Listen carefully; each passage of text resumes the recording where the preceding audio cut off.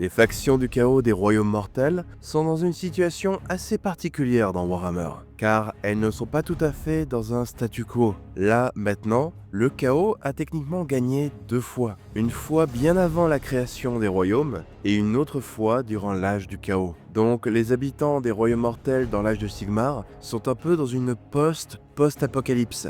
Il y a sûrement un terme, mais on va partir avec ça. Et donc le début de l'âge de Sigmar a marqué une riposte des survivants de l'ordre pour reprendre leurs terres perdues. Ce qui fait que pour une fois, les forces du chaos ont un peu fini d'envahir, et maintenant elles cherchent à garder ce qu'elles ont, ou de reprendre ce qu'elles ont perdu récemment. Ça crée une dynamique un peu différente des autres époques ou settings de Warhammer, même si la dynamique des dieux du chaos et des différents domaines du chaos reste assez similaire. Mais il y a eu quelques changements de dynamique, notamment autour des dieux du chaos, comme on va le voir. Qui sont les esclaves des ténèbres? Eh bien, c'est un groupe qui réunit les différents serviteurs du chaos. Mais ça reste une classification assez floue de ce qu'ils sont. C'est un peu comme si je disais que les humains sont vivants. C'est vrai, mais c'est pas très précis. Vu que le chaos touche beaucoup de concepts, il y a presque autant de profils et de raisons de devenir un serviteur du chaos. Parmi leurs rangs, on va bien sûr trouver des guerriers du chaos qui poursuivent le chemin vers la gloire et l'immortalité afin d'atteindre la démonification. C'est là des exemples les plus reconnaissables, mais il n'y a pas que ça. Il y a aussi toutes sortes de fanatiques et de cultistes qui vénèrent différents aspects du chaos. Souvent d'ailleurs sans même connaître les noms des dieux du chaos ou même savoir qu'ils vénèrent le chaos. Parfois il s'agit juste de fidèles de différentes divinités assez bienfaisantes, mais certains ont commencé à écouter les voix dans leur tête et ça m'a tourné. Dans le lot, il y a aussi des gens qui ont rejoint le chaos juste parce qu'ils voulaient survivre. Ça a été le cas de beaucoup après le siècle rouge où Sigmar a lancé une retraite vers Azir et a scellé les portes, laissant ceux qui sont restés de l'autre côté complètement livrés à eux-mêmes. Et ceux dans des royaumes mortels en pleine apocalypse remplis de légions de démons. Donc là, même les plus grands adorateurs de Sigmar se sont dit que finalement, peut-être que les dieux du chaos n'étaient pas si mal. Mais donc on voit bien que les esclaves des ténèbres sont loin d'être une faction complètement unie. Au contraire, c'est même d'ailleurs peut-être l'une des factions les plus divisées qui soit. Cela dit, au milieu de tout ce bouxon, il y a une personne qui peut les unifier. L'élu éternel, le marshal exalté de l'Apocalypse, Archaon, tueur de dieux et destructeur de bien des mondes. Quand les dieux du chaos ont besoin que quelque chose soit bien fait, c'est lui qu'ils appellent. Et ça, il le fait très bien. Il en profite même pour collectionner les faveurs de ces différents dieux, pour les monter les uns contre les autres, afin qu'ils se disputent sa loyauté. Mais bien sûr, pour garder ce pouvoir, il ne prendra jamais parti pour qui que ce soit. Car Archaon ne suit pas le chemin vers la gloire comme tout le monde. Il ne cherche pas à devenir prince démon. Au contraire, il veut s'élever bien plus haut, jusqu'au grand jeu divin, car son but ultime est de détruire tous les dieux.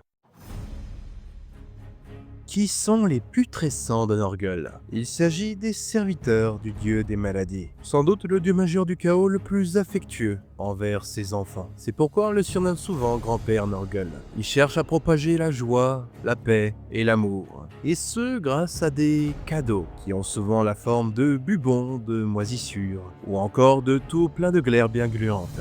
Au début, si on résiste, ces dons sont loin d'être agréables. Pour ceux qui entrent juste sur le chemin du grand-père, il n'y a que désespoir et longue souffrance perpétuelle. Mais c'est justement en lâchant prise, en acceptant cette fatalité, que vous pourrez enfin arrêter de souffrir et trouver la paix. Passé ce stade, les serviteurs de Norgul sont sans doute les plus heureux et même sains mentalement de tous les serviteurs du chaos en fait. Ce qui peut se comprendre, car en face avec Khorne, il peut vous défausser dès le premier échec. Tzeentch peut activement vous saboter, et Slaanesh, bon, ça peut paraître au premier abord intéressant, mais au final ça se rapproche plus d'une roulette russe. On trouve majoritairement les serviteurs de Norgul à Ghiran, le royaume de la vie, sans grande surprise. Quand l'œil du grand-père s'est posé dessus, il a été instantanément émerveillé. C'était un immense jardin florissant, riche et fertile, le terreau parfait pour étendre son jardin. C'est dire aussi pourquoi il y a un long conflit à Ghiran depuis le début de l'âge du chaos qu'on appelle la guerre de la vie, qui voit s'affronter les enfants de Norgul avec les enfants d'Alarielle, la reine éternelle, la déesse mère du royaume de la vie, et que Norgul cherche ardemment à corrompre de son côté. Qui sont les lames de Khorne? Il s'agit des guerriers qui ont emprunté la voie du dieu rouge. Et elle est assez simple. Combattre, tuer et on commence. Cela dit, ils ont tout de même certains principes.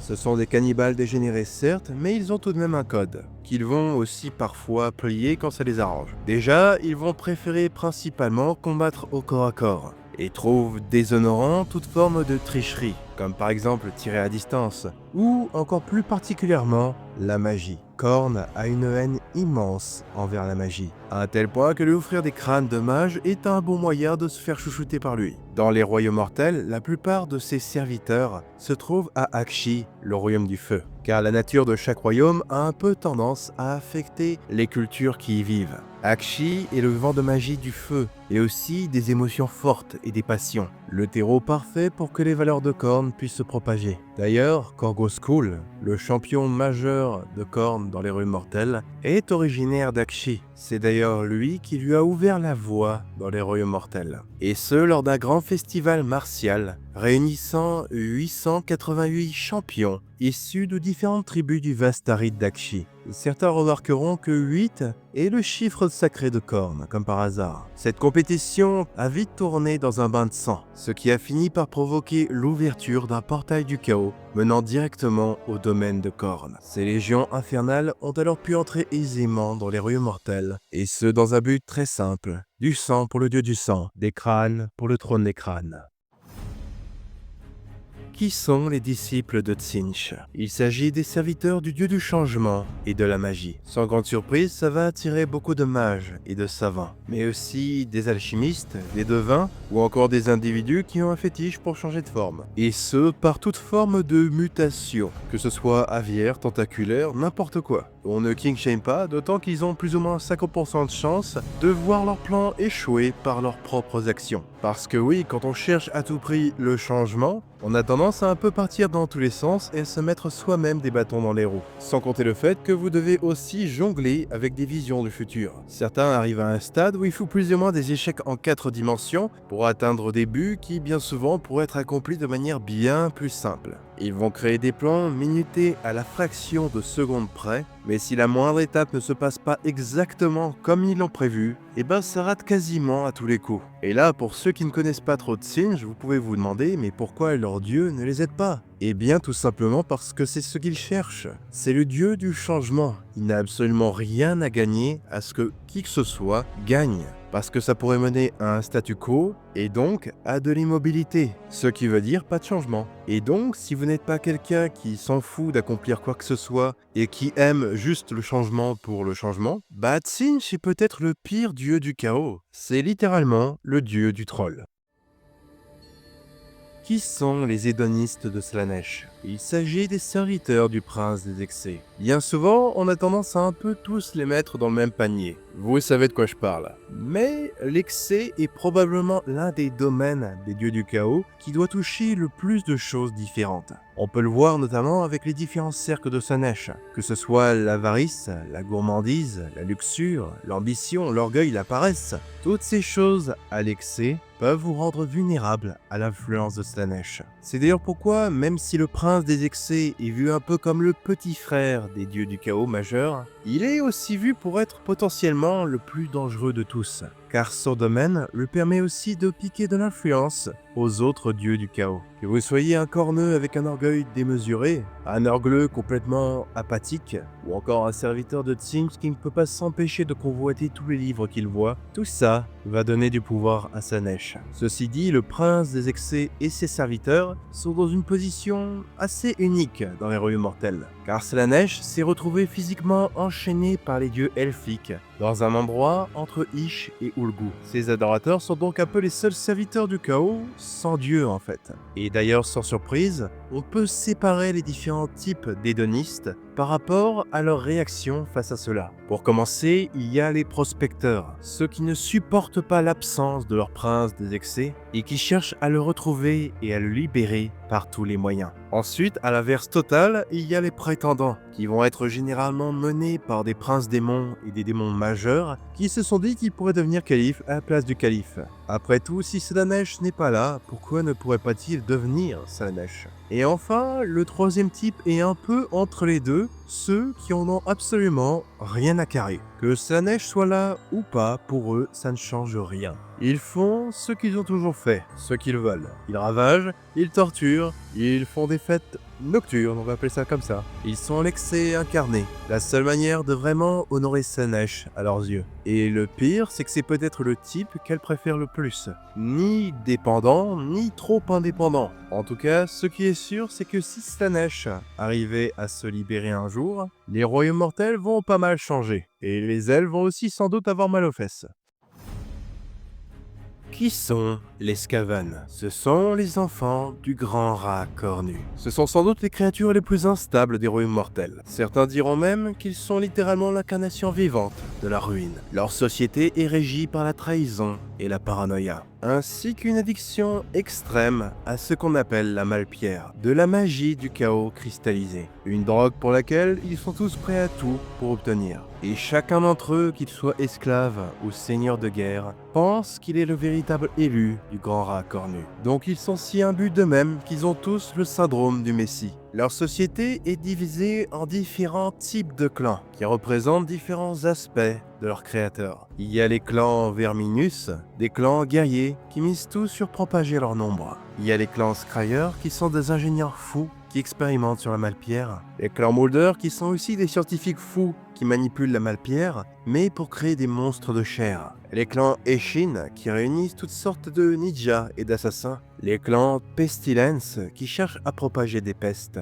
Et enfin, il y a le maître clan qui réunit les prophètes gris, des rats cornus qui seraient bénis par leurs dieux et qui sont de puissants mages. Chacun de ces clans qui sont les plus puissants ont des places dans ce qu'on appelle le Conseil des 13, qui est censé gouverner la société Skaven, même si en réalité elle est réellement dirigée par un Conseil des 13 de Verminark dirigé par le grand rat cornu, qui récemment a orchestré une apocalypse qu'on appelle la Malorine, qui a provoqué une immense destruction à travers les royaumes et lui a permis de s'élever au rang de dieu majeur du chaos. Donc techniquement au même rang que Khorne, Slaanesh, Norgul et Tzeentch, même s'ils ne l'admettront jamais. Et à ce titre, cela veut aussi dire que maintenant, il est aussi vénéré par des non-Skaven. Son ascension a aussi créé un nouveau démon majeur qu'on appelle Visiskur, le grand prophète du rat cornu. C'est littéralement le pape de sa religion, car il a été créé à partir du désir du grand rat cornu de se faire vénérer. Et ce nouveau sursaut de dévotion a aussi donné naissance à la Rogne Horde, qui a unifié différents types de clans Skaven ensemble. Et pour ceux qui connaissent les Skaven, vous savez que c'est le début de la fin, car ces créatures ont toujours été les plus nombreuses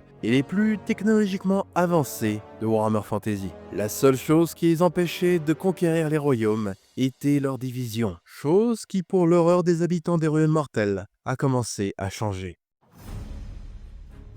Qui sont les forges en fer d'Ashut? Ce sont les adorateurs du dieu du chaos de l'industrie et du progrès, qui sont d'ailleurs en majeure partie des nains, ce qui est assez rare, car les nains sont connus pour leur résistance au chaos. Mais le siècle rouge a fini par les acculer à un tel point qu'ils n'ont eu d'autre choix que de se tourner vers Ashut. Cela dit, cela n'a pas été aussi facile qu'on le croit, car Ashut a peut-être bien pensé sa propagande. Car dans les légendes khazalites des royaumes mortels, Ashut serait l'aîné des dieux nains et était destiné à devenir leur roi, mais aurait été évincé par ses frères et sœurs Valaya, Grogni et Grimnir. Et justement, cette histoire touche beaucoup la culture naine. Ils sont très à cheval sur leur tradition, et si cette histoire est vraie, Ashut est le roi légitime des dieux nains, ce qui est l'argument majeur derrière lesquels se rangent les Ashutites. Et ça a un peu servi de cheval de Troie pour se tourner vers le chaos. Même si les Ashutites ne se voient pas du tout comme chaotiques.